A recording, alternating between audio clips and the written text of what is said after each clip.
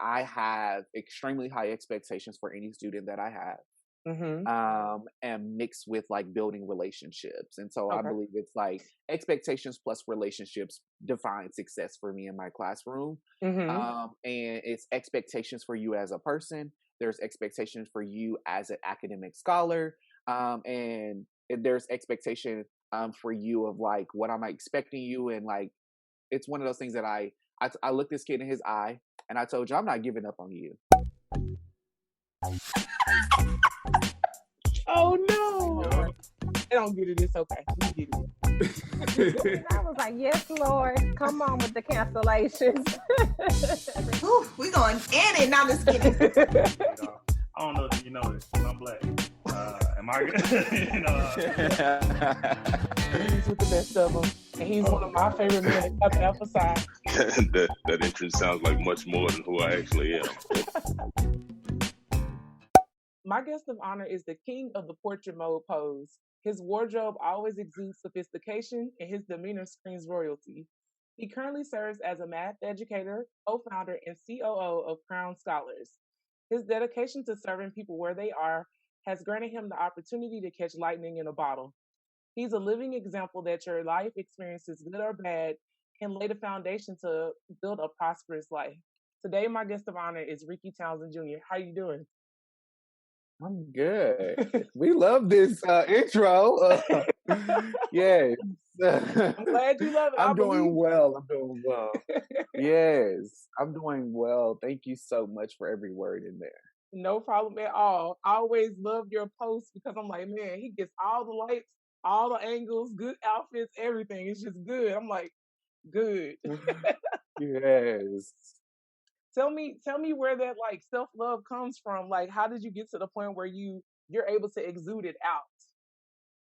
So it's one of those things that I don't believe that I arrived there. I believe it's for sure a journey that I'm still embarking on. Uh-huh. I think it began like in 2014, where I had the opportunity to be chapter president. And so with me being chapter president, I had to kind of like look at and stuff like that at the university and deans. And so I was like, cool, like, let me put on some clothes, like, let me look well. So that way, if I happen like to meet like someone that can give me a job offer, I don't want to be like, cause I used to walk around like in like sweats all the time. And so I think that's where it began. And I think it began to kind of like trickle into myself. And so whenever like I graduated after that, I would like really went on this like loving myself and like what did I look like. Mm-hmm. And I think it's like I used to like pick my outfits because I wonder like do I what number of likes I'm trying to get, and that's where I was. But now I'm at the place of like, let me dress for myself, like let me dress to make me feel good. Mm-hmm. And I think that's another reason why I dress up in my profession. I'm a teacher, is because like I want to give students something different to look at. And people at my job be like, hey Rickey, like you look nice today, do you have an interview? And I'm like can a black man not look well like every day? Like, and so it's just one of those things that like where it started, and I think I'm still kind of like figuring out like what does that look like for me. So it's a learning journey that I'm enjoying being on, and so that's kind of like where I'm at with it. I will say this, like whenever you dress well or whenever you exude that confidence, it instantly makes everybody else's walls come down. Kind of sort of like, Yeah. so it helps you with your communication like so much more because they're like, wow, like they look at you in a certain way because of that. So Yes. their representation is great. Like I'm glad you do that and you show the kids that I can do both. Yes. Definitely. Yes. Teach you a teacher that can do both. Yes. Amen. um, tell me a little bit about your background, like where you come from and Yeah. educational background. Yes. So originally born and raised in Oak Cliff. And I grew up in a single parent household where my mom did a phenomenal job, amazing job raising me and my brother.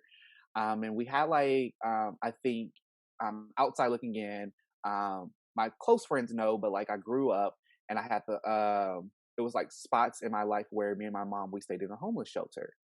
And so staying in a homeless shelter, it was one of those things where like, why am I staying here?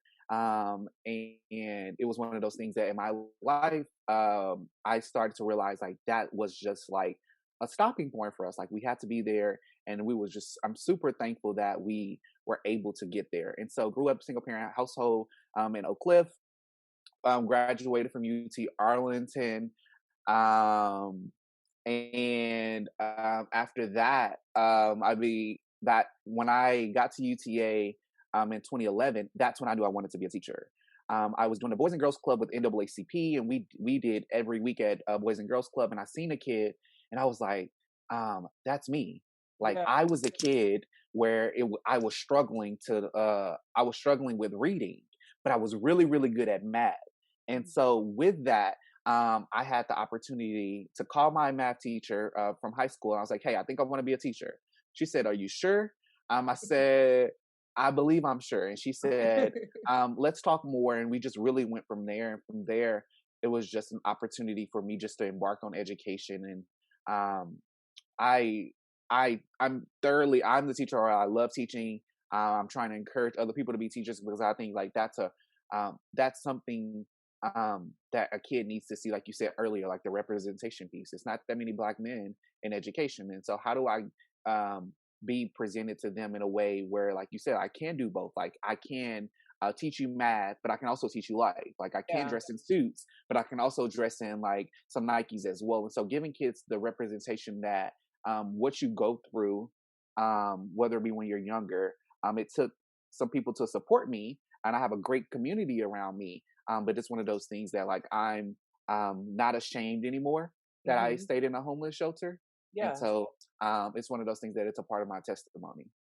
Absolutely, because there's a lot of people who have done that as well, and they Yeah. can relate to you. And the fact that you're willing and you're brave enough to say it, Yeah. like that's just giving a whole opening for you to talk and be able to like inspire them even more. It was just Yes. a pit stop. Yes.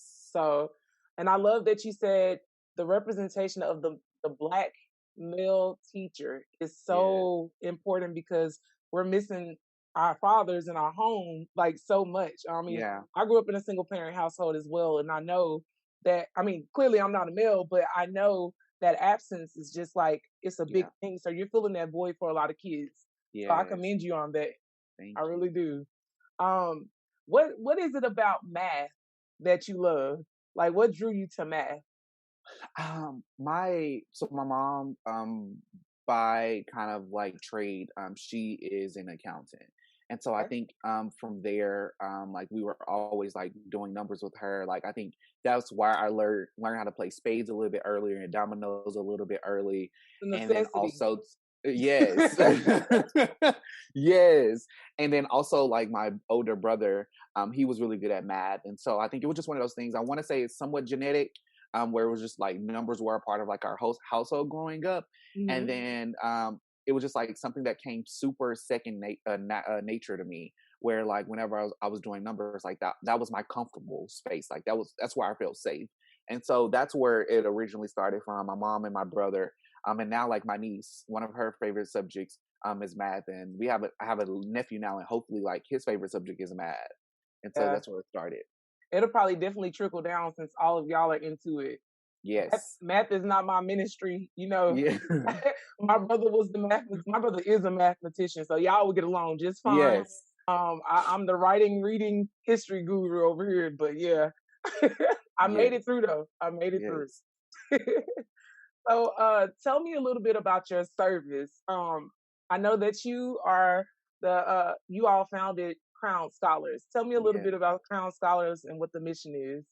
Yes. So, Crown Scholars is for we unapologetically serve young Black boys in middle school. So the two demographics, like middle school boys.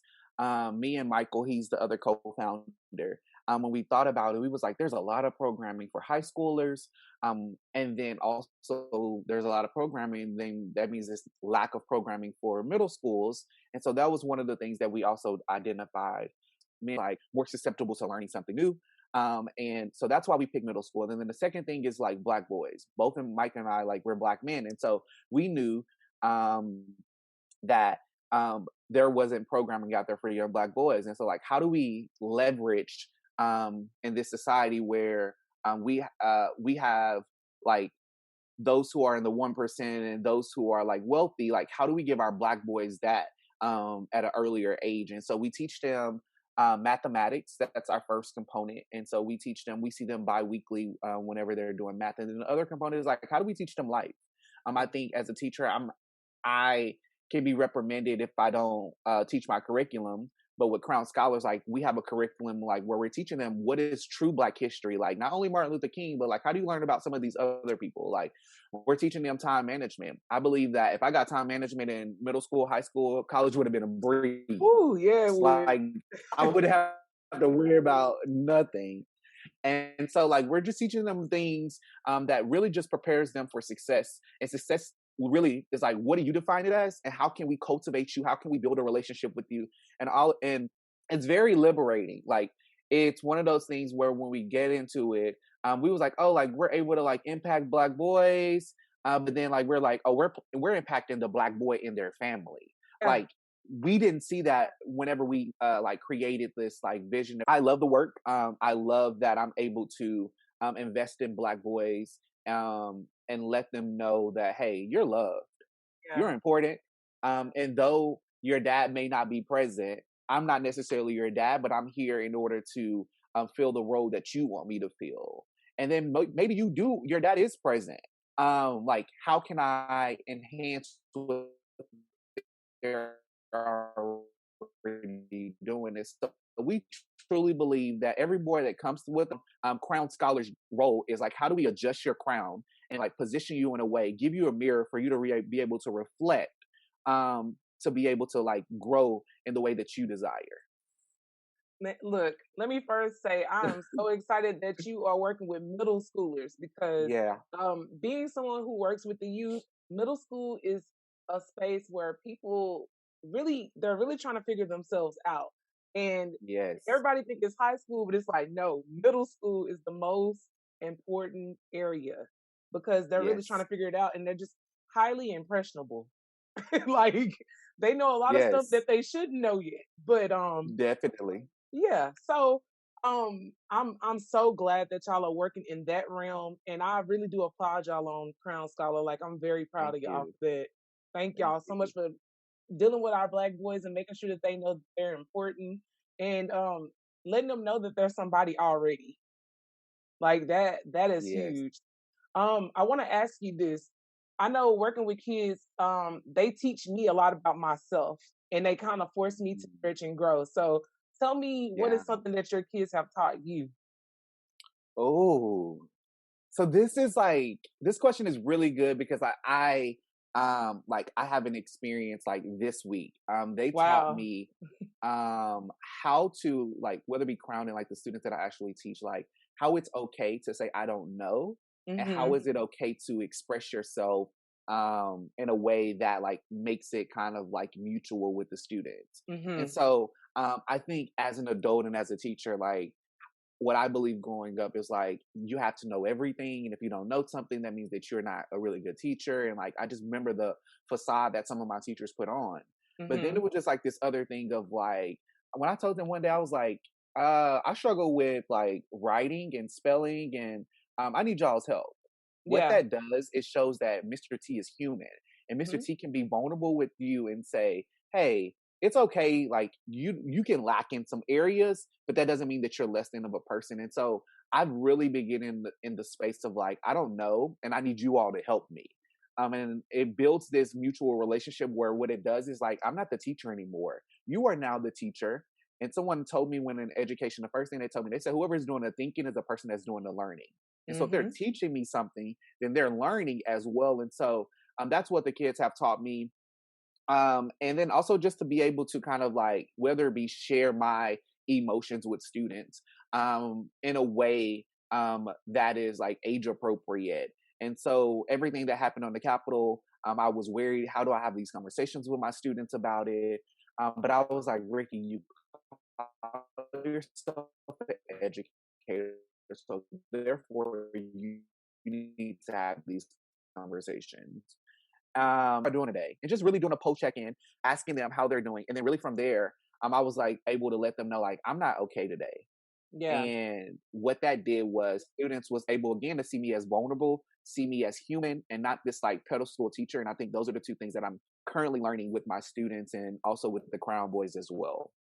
Yeah, that's very, very important because a lot of them look at us like we're up here when really we're right here with you. And I Yes. think it's good to model that behavior because a lot of times our kids don't want to sound stupid or look stupid. And I'm like, you can't sound or look stupid if you're inquiring. Yeah. So yeah, Yes. I think that's great. And I'm so glad that you had those moments. It definitely shakes you up when you have those light bulb moments. You're like, oh, let me learn something new about me. Yes. Yes. Definitely.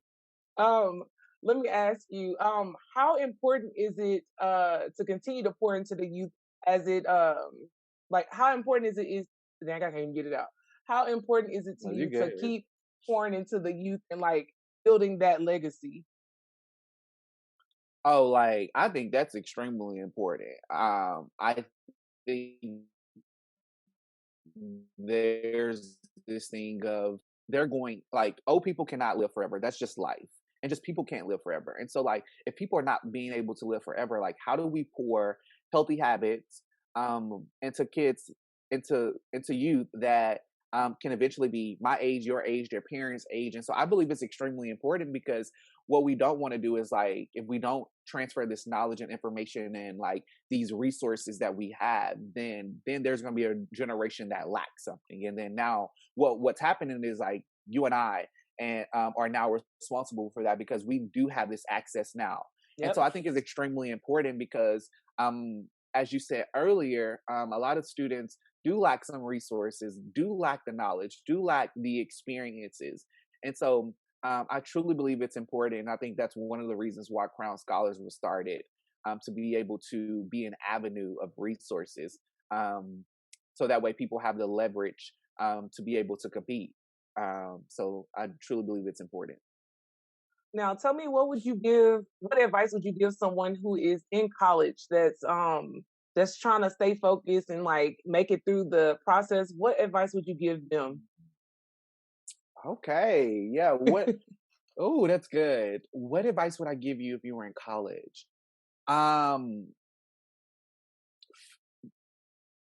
trying to figure out how to say this. So I would definitely give someone is like assess um who you are admiring. And what do I mean by that is I think a lot of times when I was in college or even just like middle school and high school, like I always wanted to be whatever the standard was in society at that time. And so my advice would be is like find out who you're accessing to be, like who you're glorifying, and really you have to unlearn that. And I think that's a space that I'm currently in as well, is like I'm unlearning that um LeBron James, yes, he is cool, yes, he is an athlete, and maybe I do aspire to be like him, but like what if I can't just stop at wanting to be LeBron. I want to be better than him. And so I think like someone that you admire, um, you have to make really a lot of times, whether it be myself, like I put on social media what I want you to see. And so Hmm. we have to really get into of like, okay, cool, like behind closed doors, you don't know who they are. So figure out who you are, love yourself for who you are, and give yourself grace. I think that's a lot of things that like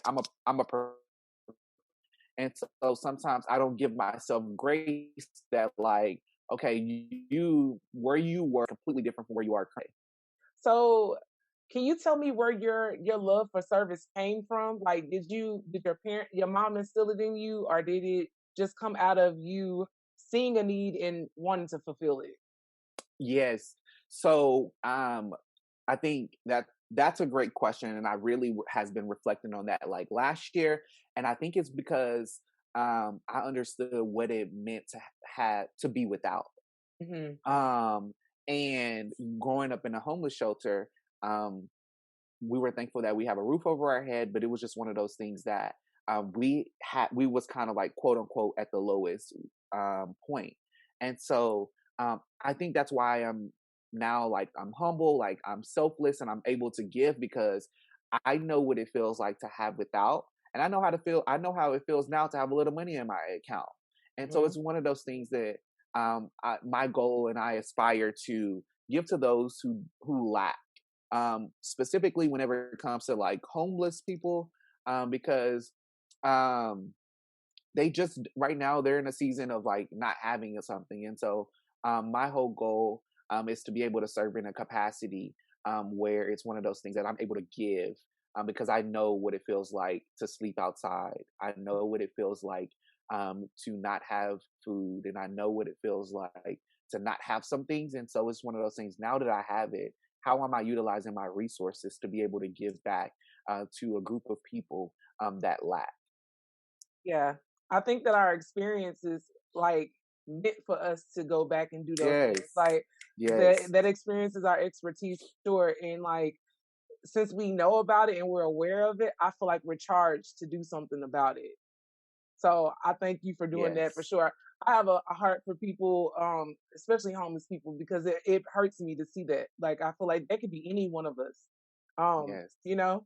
So I'm Hmm. glad that you have At that. any time. Like Yeah, it could at be us any time. tomorrow. Yeah, you can fall real Yes. fast. So being humble, Mhm. like Kendrick said, be humble is the best way Yes. to go. Sit down. Sit down, yeah. Um, so tell me with everything that you've gone through, like now, how do you define success? Like, what is success and happiness to you? Yes. So success to me, um, success is like doing what makes, and I think it kind of like couples with also your second question, is like doing what makes you happy.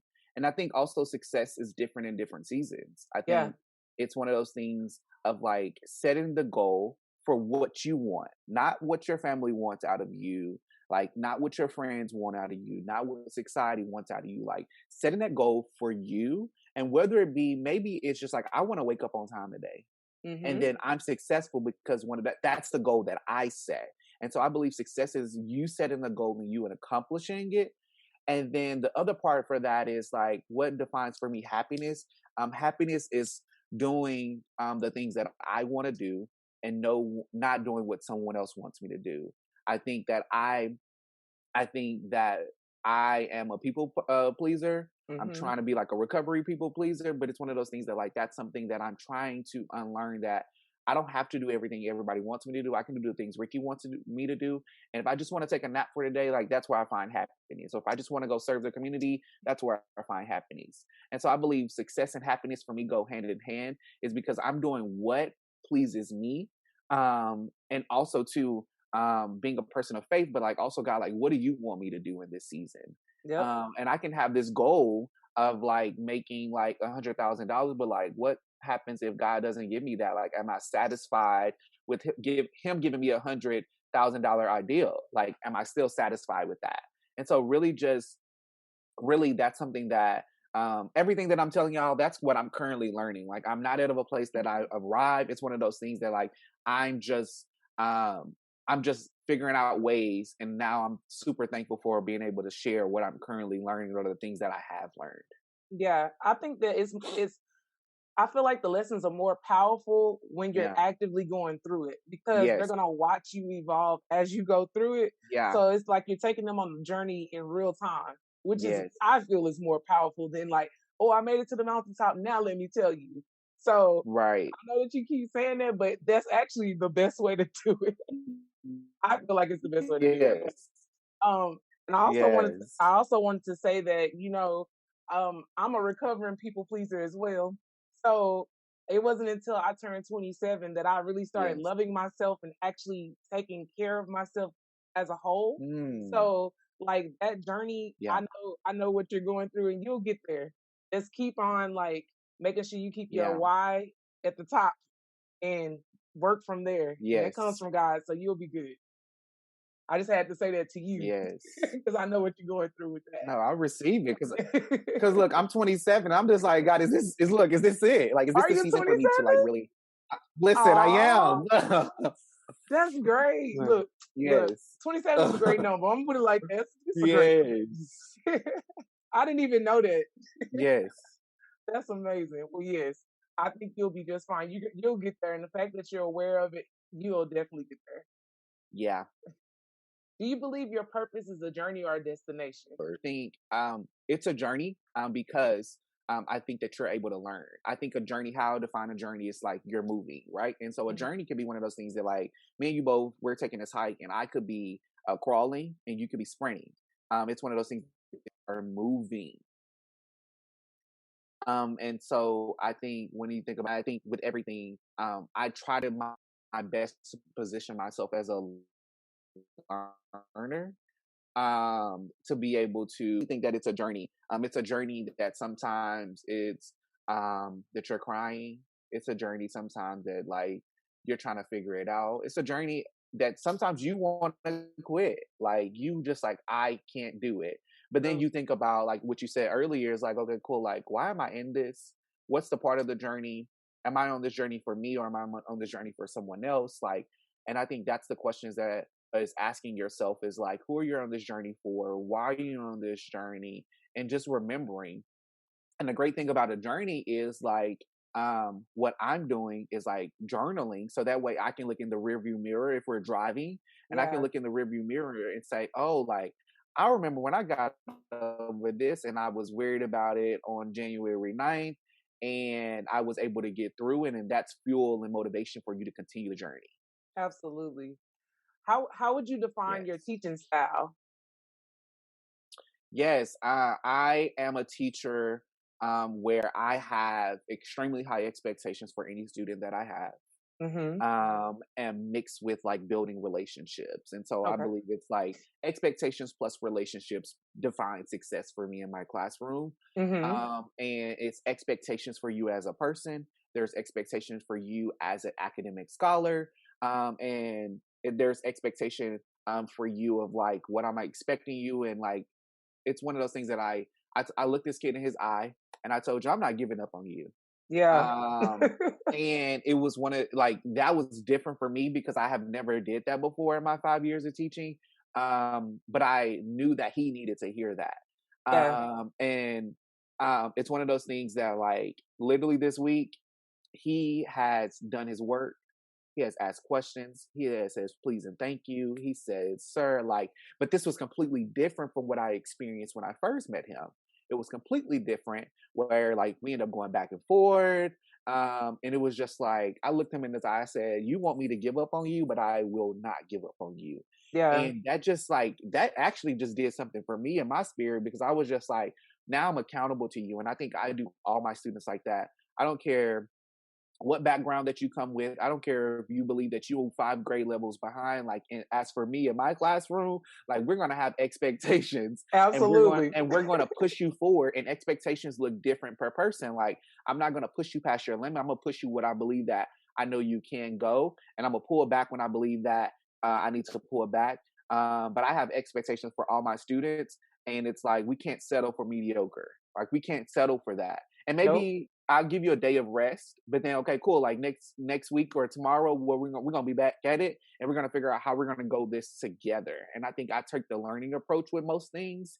Is like, how can I learn from you as well as like I'm teaching you math? Like, what can I learn from you as well? And making it a mutual learning experience is something that I'm also doing as well. I love that you see the kid for who he is and not how he acts because Yes. a lot of Whew. times the kids always are gonna like deflect because they're Yes. used to people leaving, so they're gonna try to push you Mm. away. So I Yeah. love that you told him, "I'm not gonna give up on you," because Yeah. really that's all they need is like one person to believe in them, like just Yes. one. Yeah. That's it. So That's it. that's it. That's amazing, man. It makes me Yes. happy. Yes. He probably had his light bulb moment in that moment. Yes. And then he kind of like really told me that, and I asked him kind of like, so what's your thoughts on this? He was like, well, I've been told that before. And maybe he has been told that before, but what I'm also learning within teaching and education is that like, though that I may say something, I need to follow up on it. Like the Yeah. follow up is more also important as like the initial conversation. And it's one of those things that like, you, I believe in like equity versus equality. Hmm. Um, and like maybe one student is able to continue to do their work, they're doing great, and I'm pushing them. But like I know that I probably needed something different as a student, like as the same thing. We can't give both kids like the same thing. It's like how do I give you what you need specifically and stuff like that. So The That's follow why up is key. that's why educators are so important. And I think that everyone should be proud and happy to have a good educator in their child's lives because Yes. it's very rare. There's not, I mean, there's a lot of great teachers out here, but sometimes they're missed. Like you just Yeah. don't know. So if you're looking to have a great educator in your kid's life, you need to like value them. Yes. Please give them value. Yes. Um, so, but I have one more question for you. Okay. If if you knew then what you know now, Ooh. would you change anything? If I knew then what I knew now, I would change. Um. Oh, let me think on that. That's good. That's good to me. Because I want to It's get, I all want to good. get, yeah, I want to get a good answer. If I knew then what I knew now, I would. I think it's just the season that I'm in. Um, I would ask a million questions and not be afraid. I think going back what you said earlier, it's nothing wrong with being an inquirer as a student or even as an adult. I Hmm. think that um, my personality as an adult right now is completely different from who I was as a student. I think I was like extremely shy. I tell people like if you envision like this spectrum, like you have popular and unpopular, like I was maybe like towards like there's a 50% mark and I'm a little bit more so towards like the unpopular. And it was because like I was extremely shy. Like I was just like smart. I did my work. I played sports, and it was just one of those things that I wasn't in the limelight. That's completely Yeah. different now. Where and so I think if I was to able to speak up and ask questions and to be able to advocate, meaning which like being able to speak up for myself, like I wish I would have got that now. I think I would have not have whether it be like even let teachers pass. Like there's a way that you can approach a teacher and let them know like, hey, I felt this way. Is it okay we talk about it? And then even as an adult, I think it's one of those things that like I'm figuring out ways like how do I advocate for myself. So I think I enhance my growth as a person and as a student, and also that has truly been tremendous right now is being able to ask the questions and and people at my job they know I'm gonna ask a million questions because I want to make sure one that the expectations of me are met, and two I'm able to ask questions and think about the people that are not in the room because I think that's extremely important. I'm able to sit at tables, but like what happens about like having a Latino at the table? Like I'm speaking for them as well, so I'm bringing all these. I teach about like 100 students. Like I'm bringing all these 100 students that I've taught to the table because they're missing. And how do I give that to them is by asking questions and being an inquirer. And I wish I Hmm. would have did that a little bit earlier to be an advocate. You basically just explained everything you do for the kids, and Yes. I love that. Yes. I got one bonus question. Sorry. Okay. No, you're good. um, who who is your greatest inspiration? Mm, It could be somebody you met or someone you haven't met. Like, yeah. who is your greatest inspiration? You coming with the heat today. When you were talking, I thought of that. I was like, Yes. I gotta ask him that. Who is my greatest inspiration? Um, so I am not like starstruck with anyone. Um, but who's my greatest inspiration? I would believe like my community. Hmm. I'm able to literally take bits and pieces from different community, whether it be like the fraternal community, whether it be like my Bible study community, whether it be like my high school friends, whether it be like my work, my coworkers. I'm able to take different pieces from them to be able to apply it to my life. And I would say that is like who's my influence come from because I'm able to like have different conversations. I love what you said earlier. I love learning people Hmm. to be able to take these things because maybe you and I are having a conversation today and I can literally take something from our conversation and apply it to one of my students because maybe my students identifies as a black young lady and I can now us having a conversation I can take pieces from that, or if I'm talking to a white male like I'm able to like I have students that identify as white, so it's no kind of like um kind of person that's like famous, but like it's like my village, and they are I'm extremely thankful to have community to be able to be a part of this journey, to be able to root for me when I can't root for myself, to be able to pray for me when I can't pray for myself, to be able to inspire me when days I feel like I'm trash and they like Ricky like, hey, you're doing good, you're doing these things, and it goes to the journey that you were saying is like that on this journey I find it I'm like these people are like rooting for me and I hear their voices and stuff like that, and so though that would be how I would answer that question. What does God mean to you, or what role does God play in your life? It's definitely the root of who I am. I think that that's definitely the core of who I am, and I'm a person that I operate on like a relationship versus religion. Relationship says that I'm going to be in communication with you, and communication can be worship, it can be listening to music, it can be journaling, it can be like praying, reading your Bible, like, and it means so much to me because I think that I'm able to kind of like have these like biblical principles that I'm able to pull from, like treat others how you want to be treated yourself. Like that is a biblical principle, and it's one of those things that like that's how I desire to live. And so he's my all in all. Like he's the reason that I'm able to like take a breath. Like he's the reason that like right now we have internet capability to be able to make things work. Like those small nuances that I believe sometimes that we forget, I believe that he's in those things, and I think it's for me. It's one of those things that I'm cultivating a relationship with him. That is strict, like for me. Like, what do you have for me? And I think it's one of those things that I'm able to give that, and I don't have to. And a great thing about having a relationship with God is that you don't have to say it. Some people can like sense those things, and it's Yeah. one of those things like like teaching. My kids probably may or may not know that I am a person of a belief or of faith, but it's one of those things that I believe they can see in the way that I treat them or being able to listen to them. Or like, I think that's the great thing about it is that you don't have to say it. I mean, in different spaces, if it's conducive and it's for me to say, then I'll say it. But if it's not, then people should still be able to see the fruit. They should be able to see the fruit of the tree. And it's one of those things that's one of the things that I practice. And there's some days that I'm not perfect. I miss some days, and I'm not perfect. It's some days that I probably want to go left when I should be going right. But it's one of those things. It's like, how do I still continue this relationship with someone, Christ being, and I still am not perfect. And that's the reason that he died, is because he died for imperfect people.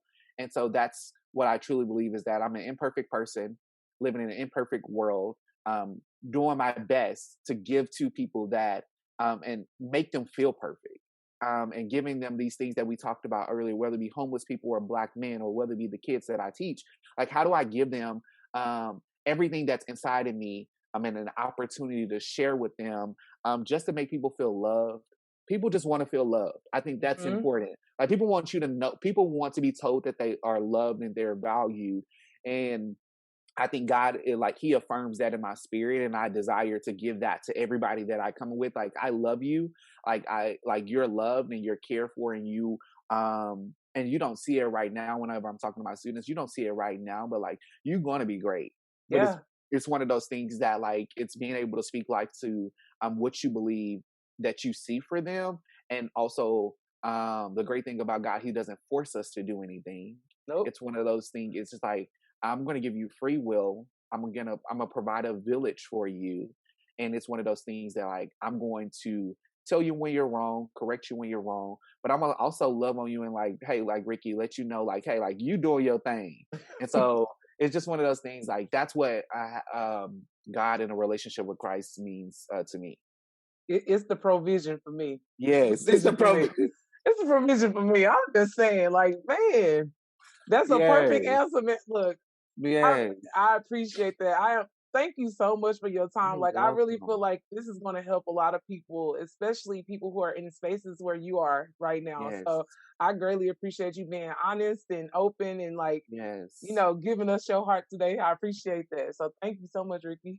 Thank you so much, Katrina. Yes.